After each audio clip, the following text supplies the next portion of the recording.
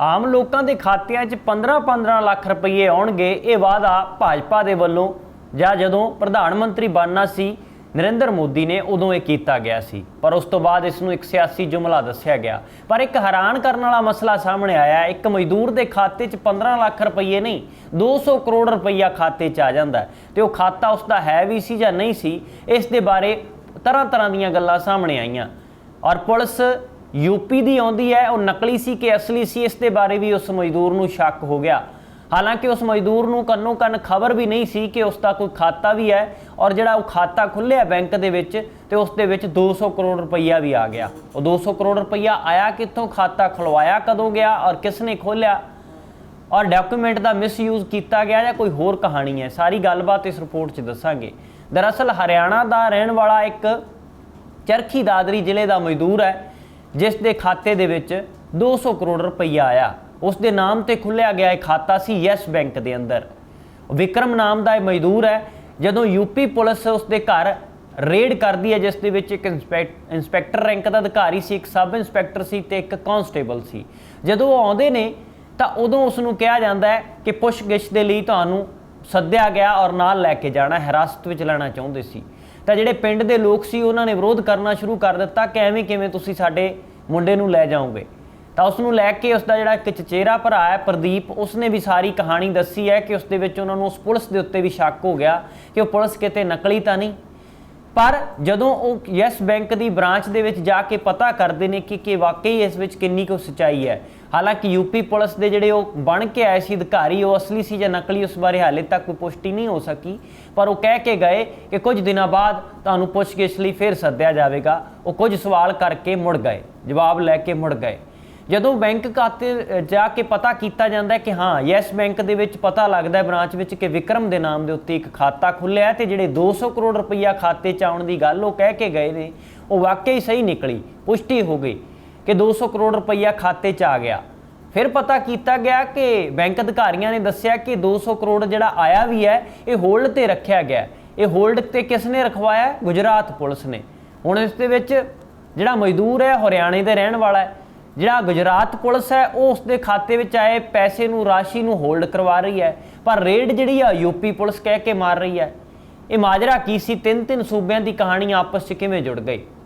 फिर हौली जिहड़ियां स्थानक पुलिस नूं दस्सिया गया ते जिहड़ा चरखी दादरी दे नाल संबंधित जिहड़ा मजदूर जित्थों दा रहण वाला विक्रम, तो उन्होंने जो पुलिस दे कोल भी पहुँच की या लोकल पुलिस दे नाल सूचना साझी की, तो उदों पता लग्या, उन्होंने भी कहा कि साडे कोल कोई जानकारी नहीं है। स्थानक पुलिस जी हरियाणे की चरखी दादरी जिले की, उसने कहा कि जो कोई बाहरले सूबे की पुलिस किसी उत्थे रेड आके मारती भी है किसी शख्स के घर या पुछगिछ करती है, तो घट्टो घट्ट पुलिस चौंकी नूं या पुलिस थाने में स्थानक पद्धर के उत्ते सूचना दिंदी है, एवें वो नहीं आ सकते। तो फिर उन्होंने भी शक हो रहा कि किते नकली पुलिस वाले तो नहीं सी, पर उन्होंने किवें पता लग्या कि गुजरात पुलिस ने होल्ड किए ने उसके 200 करोड़ रुपया। फिर पता लग्या कि उसके जिहड़े खाता किवें खुलिया होवेगा। दरअसल उसने एक बैंक जी कंपनी दे विच नौकरी के लिए अप्लाई किया सी, ते उन्होंने कहा सी कि तुहाडी खाते की जी सैलरी है वो यस बैंक च आवेगी, खाता खुलवा लो। उन्होंने दस्तावेज भी लए, पर उन्होंने कुछ दिनों बाद कह दिता कि किसी कारण करके तुहाडा खाता नहीं खुलिया, तो हुण तुहानूं पुराना कोई सैलरी है बैंक खाता है तो उसदे विच ही पा देंगे। तो उसदे विच सैलरी आई भी। उस तो बाद वो नौकरी छड्ड के विक्रम आ जिहड़ा पिंड आ जाता, तो उत्थे मजदूरी करनी शुरू कर दिंदा। वो मजदूरी करदियां करदियां अचानक उसके घर जदों ये सूचना पहुँचती है कि उसके खाते में तो 200 करोड़ रुपया है। मजदूर आ जिहड़ा जिसदे कोल रहण बहण दे लई या खाण पीण दे लई ਜਾਂ ਉਹ मिडल क्लास फैमिली वर्गियां भी सहूलतां तो वांझा होवे तो उसके खाते 'ਚ 200 करोड़ रुपया आ जाए, तो ये गल बहुत ज़्यादा हैरान करती है।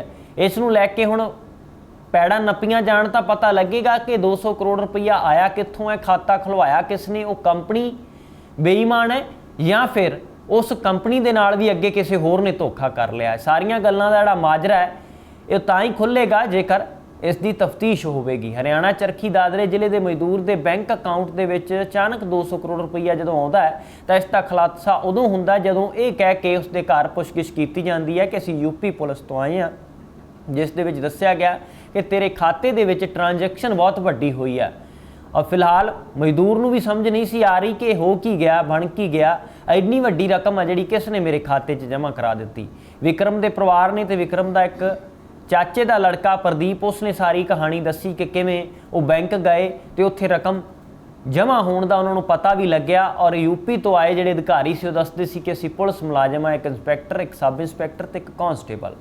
ਮਜ਼ਦੂਰ ਵਿਕਰਮ ਦਾ ਪਰਿਵਾਰ ਵੀ ਹੈਰਾਨ ਹੈ, ਉਹ ਖੁਦ ਵੀ ਹੈਰਾਨ ਹੈ ਔਰ ਸਥਾਨਕ ਪੁਲਿਸ ਇਸ ਗੱਲ ਦੀ ਹੈਰਾਨੀ ਕਰ ਰਹੀ ਹੈ ਕਿ ਯੂਪੀ ਵਾਲੇ ਕਿਵੇਂ ਆ ਗਏ, ਕਿਉਂਕਿ ਗੁਜਰਾਤ ਪੁਲਿਸ ਨੇ ਹੋਲਡ ਕੀਤਾ। ਯੂਪੀ ਪੁਲਿਸ ਦਾ ਤਾਂ ਇਸ ਖਾਤੇ ਦੇ ਨਾਲ ਜਾਂ ਇਸ ਕੇਸ ਦੇ ਨਾਲ ਤਾਂ ਕੋਈ ਲੈਣਾ ਦੇਣਾ ਹੀ ਨਹੀਂ ਬਣਦਾ। ਚਰਖੀ ਦਾਦਰੀ ਦੇ ਬੇਰਲਾ ਦਾ ਰਹਿਣ ਵਾਲਾ ਹੈ ਵਿਕਰਮ, 8ਵੀਂ ਪਾਸ ਇਹ ਨੌਜਵਾਨ ਹੈ। ਵਿਕਰਮ ਨੇ ਸਾਰੀ ਗੱਲਬਾਤ ਦੱਸੀ ਹੈ ਕਿ 2 ਸਤੰਬਰ ਨੂੰ ਅਚਾਨਕ ਯੂਪੀ ਪੁਲਿਸ ਉਹਨਾਂ ਦੇ ਘਰੇ ਪਹੁੰਚਦੀ ਹੈ ਕਹਿ ਕੇ ਕਿ ਅਸੀਂ ਯੂਪੀ ਤੋਂ ਆਏ ਹਾਂ ਤੇ ਤੁਹਾਡੇ ਖਾਤੇ 'ਚ 200 ਕਰੋੜ ਰੁਪਈਆ ਪਿਆ ਹੈ। ਤੇ ਉਸ ਨੂੰ ਲੈ ਕੇ ਉਹ ਹੈਰਾਨ ਸੀ ਔਰ ਨਹੀਂ ਨਾਲ ਗਿਆ ਵਿਕਰਮ, ਔਰ ਨਾ ਹੀ ਪਿੰਡ ਵਾਲਿਆਂ ਨੇ ਜਾਣ ਦਿੱਤਾ।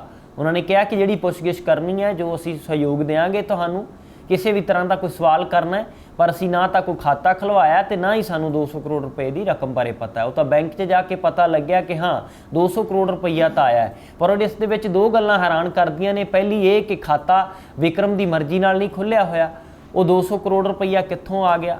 ਦੂਸਰੀ ਇਹ ਹੈਰਾਨ ਕਰਦੀ ਹੈ ਕਿ ਯੂਪੀ ਪੁਲਿਸ ਦਾ ਇਸ ਵਿੱਚ ਕੀ ਲੈਣਾ ਦੇਣਾ ਸੀ, ਉਹਨਾਂ ਨੂੰ ਕਿਵੇਂ ਪਤਾ ਲੱਗਿਆ ਜੇ ਉਹ ਨਕਲੀ ਵੀ ਹੋਣਗੇ ਤਾਂ ਇਹ ਕੌਣ ਮਿਲਿਆ ਹੋਇਆ ਤੇ ਫਰਾਡ ਕੌਣ ਕਰ ਰਿਹਾ।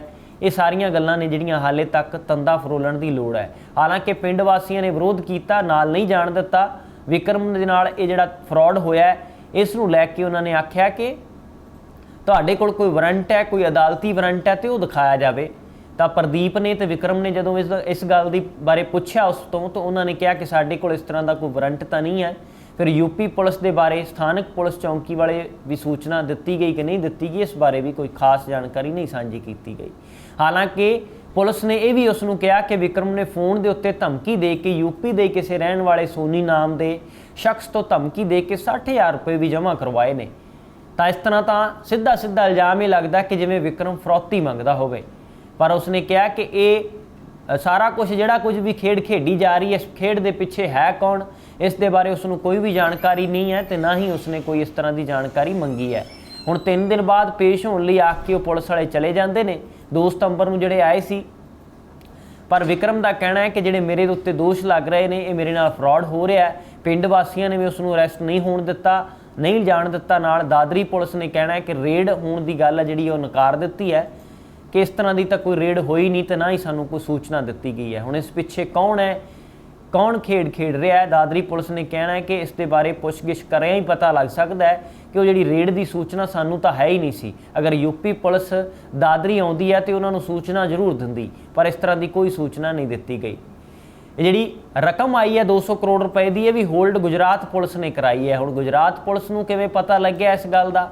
ਬੈਂਕ ਰਿਕਾਰਡ ਦੇ ਮੁਤਾਬਕ ਆ ਜਿਹੜਾ ਯੂਪੀ ਪੁਲਿਸ ਦੀ ਕੋਈ ਭੂਮਿਕਾ ਇਸ ਪਾਸੇ ਬਣਦੀ ਨਹੀਂ।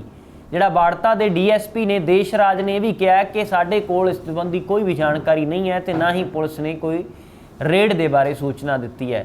ਹੈਰਾਨ ਇਹ ਗੱਲਾਂ ਕਰਦੀਆਂ ਨੇ ਕਿ ਵਿਕਰਮ ਦਾ ਪਰਿਵਾਰ ਵੀ ਸਹਿਮ ਗਿਆ ਕਿ ਸਾਡੇ ਨਾਲ ਬਣ ਕੀ ਰਿਹਾ। ਇੱਕ ਪਾਸੇ ਤੇ ਅਸੀਂ ਮਜ਼ਦੂਰੀ ਕਰਕੇ ਆਪਣਾ ਪਰਿਵਾਰ ਚਲਾ ਰਹੇ ਹਾਂ, ਦੂਜੇ ਪਾਸੇ ਇਸ ਤਰ੍ਹਾਂ ਦੀਆਂ ਵਿਪਤਾਵਾਂ। ਵਿਕਰਮ ਨੇ ਜ਼ਰੂਰ ਦੱਸਿਆ ਕਿ 2 ਮਹੀਨੇ ਪਹਿਲਾਂ ਨੌਕਰੀ ਦੇ ਲਈ ਰੇਵਾੜੀ ਦੇ ਵਿੱਚ ਬਿਲਾਸਪੁਰ ਗਿਆ ਸੀ। ਉੱਥੇ ਪਟੌਦੀ ਇਲਾਕੇ ਦੇ ਵਿੱਚ ਉਸਨੇ ਜਿਹੜੀ ਆ ਨੌਕਰੀ ਦੇ ਲਈ ਅਪਲਾਈ ਕੀਤਾ ਸੀ। ਉੱਥੋਂ ਹੀ ਐਕਸਪ੍ਰੈਸ 20 ਨੰਬਰ ਦੀ ਕੰਪਨੀ ਦੇ ਵਿੱਚ ਉਸਨੂੰ ਨੌਕਰੀ ਮਿਲ ਗਈ ਸੀ। ਉਹਨਾਂ ਨੇ ਕਿਹਾ ਸੀ ਕਿ ਸੈਲਰੀ ਦੇ ਲਈ ਤੁਹਾਨੂੰ ਯੈਸ ਬੈਂਕ ਅਕਾਊਂਟ ਖੁਲਵਾਉਣਾ ਪਵੇਗਾ।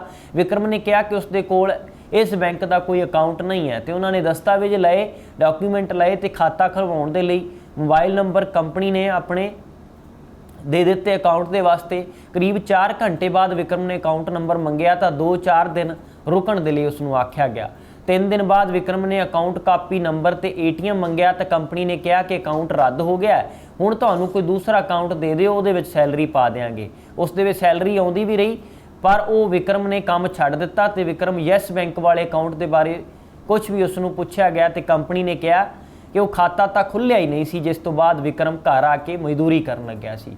ਇਹ ਜਿਹੜੀ ਮੁੱਢਲੀ ਜਾਣਕਾਰੀ ਸਾਂਝੀ ਹੋਈ ਹੈ, ਪਰ ਹੈਰਾਨੀ ਦੀ ਗੱਲ ਹੈ ਕਿ ਮਜ਼ਦੂਰ ਦੇ ਖਾਤੇ ਵਿੱਚ ਇਹ 200 ਕਰੋੜ ਰੁਪਈਆ ਆਇਆ ਕਿੱਥੋਂ, ਇਸ ਦੇ ਬਾਰੇ ਹਾਲੇ ਗੁੰਝਲਦਾਰ ਸਥਿਤੀ ਬਣੀ ਹੋਈ ਹੈ। ਜੇਕਰ ਇਸ ਦੀ ਤਫਤੀਸ਼ ਹਰਿਆਣਾ ਪੁਲਿਸ ਜਾਂ ਗੁਜਰਾਤ ਪੁਲਿਸ, ਜਿਸ ਨੂੰ ਇਹ ਸੂਚਨਾ ਮਿਲੀ ਔਰ ਉਸ ਤੋਂ ਬਾਅਦ ਰਾਸ਼ੀ ਹੋਲਡ ਕੀਤੀ ਗਈ, ਉਹ ਜੇਕਰ ਤਹਿ ਤੱਕ ਜਾਂਦੇ ਨੇ ਤਾਂ ਫਿਰ ਹੀ ਪਤਾ ਲੱਗ ਸਕਦਾ ਹੈ ਕਿ ਇਸ ਦੇ ਬਾਰੇ ਪਿੱਛੇ ਖੇਡ ਕੌਣ ਖੇਡ ਰਿਹਾ, ਫਰਾਡ ਕਰਨ ਦੀ ਕੋਸ਼ਿਸ਼ ਕੌਣ ਕਰ ਰਿਹਾ ਤੇ ਰਕਮ ਆਈ ਤੇ ਆਈ ਕਿੱਥੋਂ। ਇਸ ਦੇ ਬਾਰੇ ਬੈਂਕ ਵਾਲੇ ਵੀ ਜੇਕਰ ਸਹਿਯੋਗ ਦੇਣ ਪੁਲਿਸ ਦਾ, ਤਫਤੀਸ਼ ਹੋਵੇ ਨਿਰਪੱਖਤਾ ਦੇ ਨਾਲ, ਤੇ ਦੁੱਧ ਦਾ ਦੁੱਧ ਤੇ ਪਾਣੀ ਦਾ ਪਾਣੀ ਹੋ ਸਕਦਾ ਹੈ। ਇਸ ਤਰ੍ਹਾਂ ਦੇ ਫਰਾਡ ਦੀਆਂ ਘਟਨਾਵਾਂ ਨੇ ਜਿਹੜੀਆਂ ਜਾਂ ਗੱਲਾਂ ਨੇ ਉਹ ਸਾਹਮਣੇ ਆਏ ਦਿਨ ਆਉਂਦੀਆਂ ਰਹਿੰਦੀਆਂ ਨੇ, ਤੇ ਸਾਰਿਆਂ ਨੂੰ ਸਾਵਧਾਨ ਰਹਿਣ ਦੀ ਲੋੜ ਹੈ ਕਿ ਤੁਹਾਡੇ ਕੋਈ ਦਸਤਾਵੇਜ਼ ਮਿਸਯੂਜ਼ ਤਾਂ ਨਹੀਂ ਕਰ ਰਿਹਾ, ਉਸ ਦੀ ਕੋਈ ਦੁਰਵਰਤੋਂ ਤਾਂ ਨਹੀਂ ਕਰ ਰਿਹਾ। ਇਸ ਦੇ ਲਈ ਸਾਰਿਆਂ ਨੂੰ ਸਾਵਧਾਨ ਰਹਿਣ ਦੀ ਲੋੜ ਹੈ। ਜਦ ਤੱਕ ਕੋਈ ਨਵਾਂ ਅਪਡੇਟ ਆਉਂਦਾ ਤਦ ਤੱਕ ਤੁਸੀਂ ਬਣੇ ਰਹੋ ABC ਪੰਜਾਬ ਦੇ ਨਾਲ।